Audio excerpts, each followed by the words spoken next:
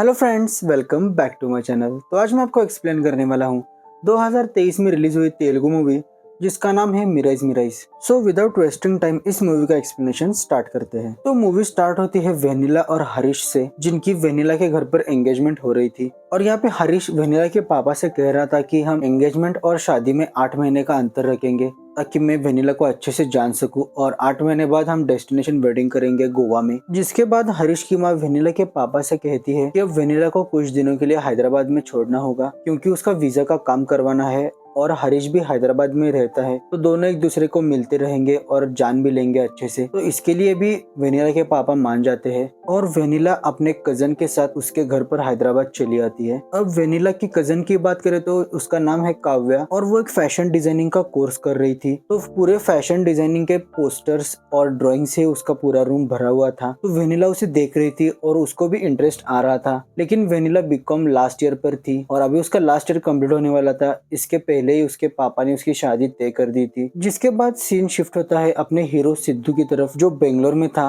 और बैकग्राउंड में loser loser song चल रहा था और बियर की बोतल्स लेकर हताश निराश होकर अपने फ्लैट पर बैठा था। अब सिद्धू की बात करें तो वो पहले यूएस में जॉब करता था, लेकिन उसका वीजा रिन्यू ना होने के कारण उसे कंपनी से निकाल दिया जाता है। और इंडिया वापस आने के बाद वो अपने स्टार्टअप पर काम कर रहा था और इन्वेस्टर से फंडिंग के लिए अपॉइंटमेंट लेकर उसके ऑफिस पर गया था, लेकिन वहाँ पे भी उसे रिजेक्शन मिल जाता है, जिसके कारण वो नाराज हो चुका था। तब उससे मिलने के लिए उसके मम्मी पापा आ जाते हैं। तो वहाँ पे सिद्धू के पापा कह रहे थे कि चलो हमारी कंस्ट्रक्शन कंपनी में काम संभालो, लेकिन सिद्धू कहता है कि मैं एक स्टार्टअप अच्छे से नहीं संभाल पा रहा हूँ, आपकी कंपनी क्या अच्छे से संभालूंगा। तब उसकी मम्मी कहती है कि तुम थोड़ा सा ब्रेक लो और रिलैक्स करने के लिए कहीं दूर ट्रिप पर चले जाओ। तो ये बात सिद्धू को अच्छी लगती है, तो वो अपने पापा का क्रेडिट कार्ड लेकर अपने फ्रेंड के घर हैदराबाद चला आता है। फिर अगले दिन से सिद्धू और उसका फ्रेंड दिन भर एंजॉय करते, अपनी सोसाइटी में बास्केटबॉल खेलते, रात में पबिंग पार्टी और ड्रिंक्स करते। तो फुल ऑन ऐशो आराम की जिंदगी जी रहे थे दोनों। फिर एक दिन काव्या की दोस्त सपना के घर पर पार्टी थी। तो काव्या ड्रेस के लिए बहुत कंफ्यूज हो रही थी। तो वेनिला खुद उसके लिए एक ड्रेस डिजाइन करती है और ड्रेस वो काव्या को बहुत अच्छा लगता है।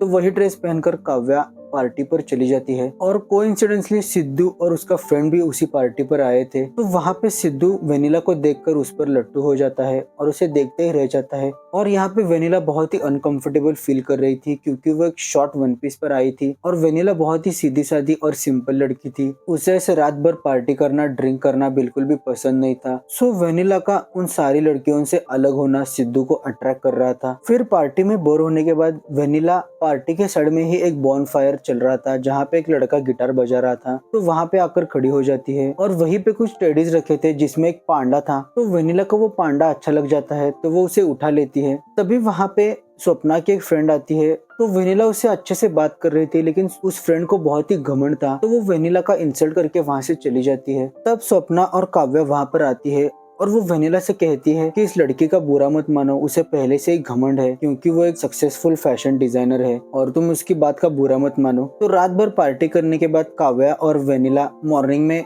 अपने घर पर आ जाते हैं। तो मॉर्निंग में ही वेनिला की सास वहाँ पर आ गई थी वेनिला से मिलने के लिए, लेकिन वो वेनिला को उन शॉर्ट कपड़ों में देखकर उस पर नाराज हो जाती है। तो वेनिला जल्दी से जाकर एक श्रग पहन लेती है और वो उससे बात करने लगती है। बातों ही बातों में काव्या वेनिला की सास को बता देती है कि वेनिला बहुत अच्छी फैशन डिजाइनर है और वो उसी में काम करना चाहती है। ऐसा कह के वो वहाँ से चली जाती है। जिसके बाद वेनिला की सास कहती है कि तुम्हें ये फैशन डिजाइनिंग करने की कोई जरूरत नहीं है, हमारे घर में सब डॉक्टर्स है और हमारे प्रोफेशन को ये सूट नहीं करेगा, तुम आराम से यूएस में हरीश के साथ उसके घर पर रहो और मजे करो। तो वेनिला की सास बहुत ही डोमिनेंट हो रही थी वेनिला पर।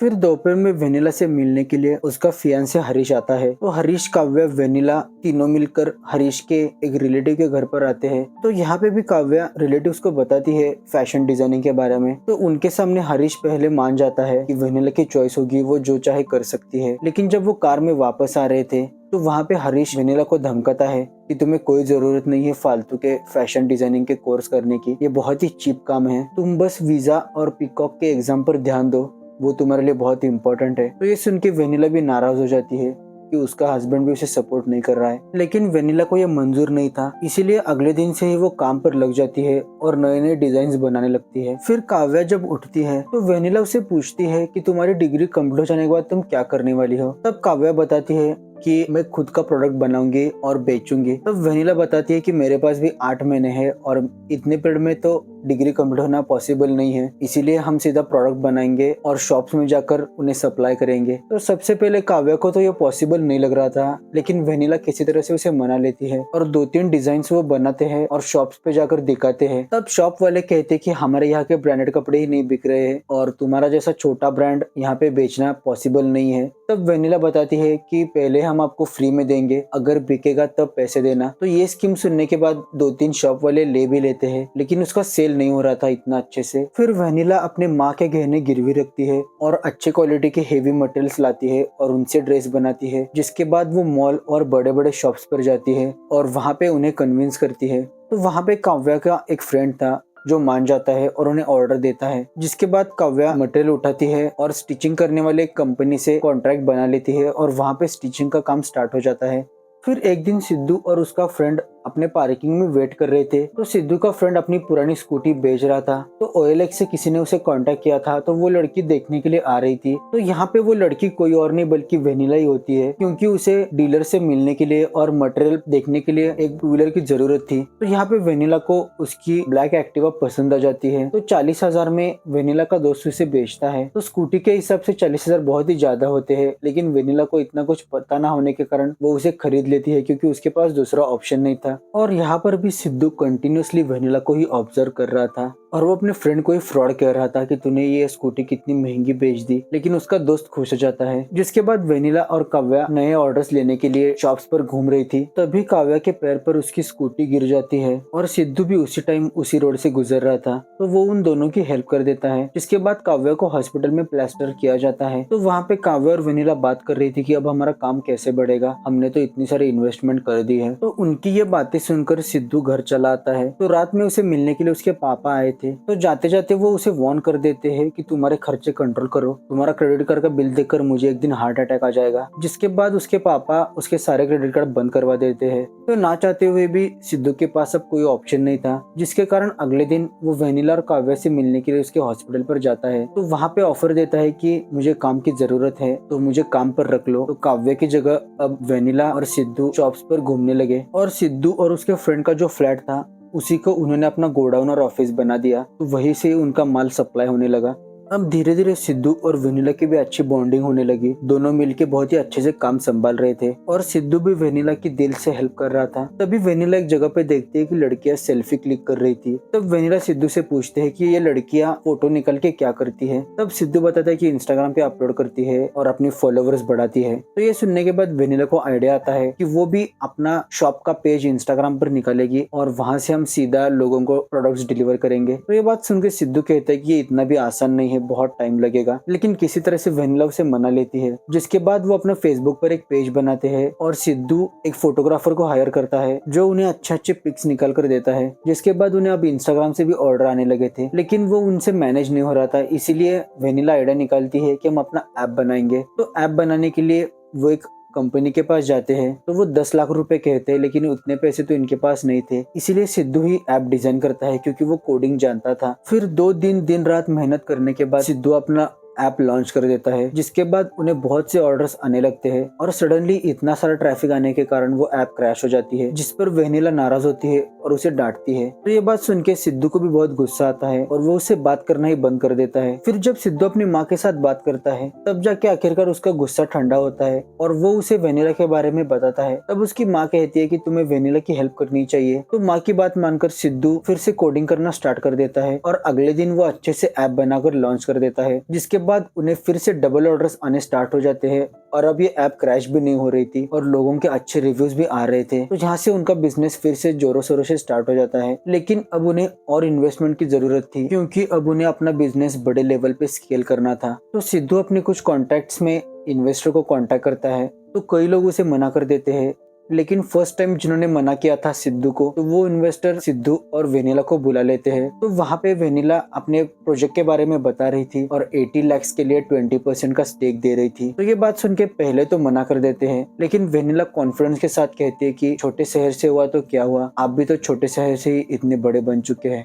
तो वेनिला का एक कॉन्फिडेंस देखकर और सिद्धू और वेनिला साथ में आए थे, तो उन दोनों पे उस इन्वेस्टर को ट्रस्ट आ जाता है। तो आखिरकार वो इन्वेस्टर मान जाते हैं और उनके इन्वेस्टमेंट के बाद अब इनका काम और फास्टली होने लगता है। वेनिला ने अपने कंपनी का नाम अपनी माँ वसुंधरा के नाम पर रखा था, क्योंकि बचपन में ही जब वो 15 साल की थी तभी उसकी माँ की डेथ हो चुकी थी। जैसे जैसे वेनिला सिद्धू के साथ टाइम स्पेंड कर रही थी, तो उसे भी अब सिद्धू पसंद आने लगा था। फिर एक दिन सिद्धू अपने कंपनी का प्रमोशन करने के लिए अपने ऑफिस में ही फेसबुक लाइव हो जाता है और वो अपना सारा ऑफिस और उनका स्टॉक दिखाने लगता है और वसुंधरा कंपनी का पूरे फेसबुक पर वो वीडियो वायरल हो जाता है, जिसके बाद सारे घर वालों को पता चल जाता है। इसीलिए अगले दिन हरीश, उसकी माँ और वेनिला के पापा सब लोग हैदराबाद आ जाते हैं। तो यहाँ पे आने के बाद हरीश वेनिला को बहुत डांट रहा था और उसकी माँ भी कह रही थी कि तुम ये क्या कर रही हो, फैशन डिजाइनिंग और इंस्टाग्राम पे टाइम पास क्यों कर रही हो। और हरीश भी सिद्धू पर डाउट कर रहा था कि तुम उसके साथ दिन भर कहाँ कहाँ पे घूमती हो, क्या करती हो। और वेनिला के पापा भी उस पर गुस्सा थे। तो फाइनली वेनिला कहती है कि मुझे किसी की हाउसवाइफ बनकर, बोझ बनकर नहीं रहना है, खुद का कुछ करना है और उसके बाद में शादी करूंगी, इसलिए मैंने 8 महीने ये काम के लिए दिए हैं। हरीश को भी वेनिला और सिद्धू के बारे में पहले से ही पता था, इसलिए उसने अपने एक दोस्त को उसके पीछे भेजा था। तो उसने सिद्धू और उसके एक्स गर्लफ्रेंड की एक वीडियो बनाई थी। तो वो वीडियो सारे घर वालों को दिखा देता है कि ये सिद्धू बहुत ही बिगड़ेल लड़का है और वो वेनिला का सिर्फ इस्तेमाल कर रहा है। तो ये वीडियो देखकर वेनिला भी नाराज हो जाती है। तो अगले दिन वेनिला सिद्धू से मिलने के लिए जाती है। तो वहाँ पे सिद्धू एक्सप्लेन कर रहा था कि रेखा बहुत ही डिस्टर्ब थी, इसीलिए मिलने के लिए आई थी और हमारा कुछ चल नहीं रहा है और सिर्फ एक छोटी सी हग वाली वीडियो देखकर तुम मुझ पर डाउट कर रही हो। तब वेनिला कहती है कि मैं भी तुम्हें पसंद करने लगी थी, लेकिन तुमने मुझसे ये बड़ी बात छुपाई क्यों, और ये वीडियो सिर्फ 2 दिन पुराना है। तो उन दोनों में बहुत बड़ा झगड़ा होता है, जिसके बाद वेनिला वहाँ से चली आती है। फिर सिद्धू कंटिन्यूअसली वेनिला को कांटेक्ट करने की कोशिश कर रहा था, लेकिन वेनिला ने अपना मोबाइल स्विच ऑफ कर लिया था। तो अगले दिन वेनिला सिद्धू को एक बॉन्ड भेजती है जिस पर लिखा था कि वसुंधरा कंपनी पूरी की पूरी सिद्धू की है और वेनिला शादी करके यूएस चली जाएगी। तो सिद्धू को ये बिल्कुल भी एक्सेप्ट नहीं हो रहा था और कुछ दिनों में पेरिस में एक फैशन शो था जहाँ पे वसुंधरा कंपनी भी नॉमिनेट हो चुकी थी। तो सिद्धू कहता है कि चाहे वेनिला आए ना आए, मैं तो जरूर जाऊंगा, और वो अपनी पैकिंग स्टार्ट कर देता है। अब शादी वाला दिन आ जाता है जहाँ पे वेनिला शादी के लिए रेडी हो रही थी। तभी सिद्धू की एक्स गर्लफ्रेंड रेखा का वेनिला को कॉल आता है और जो कुछ भी हुआ वो वेनिला को बताती है।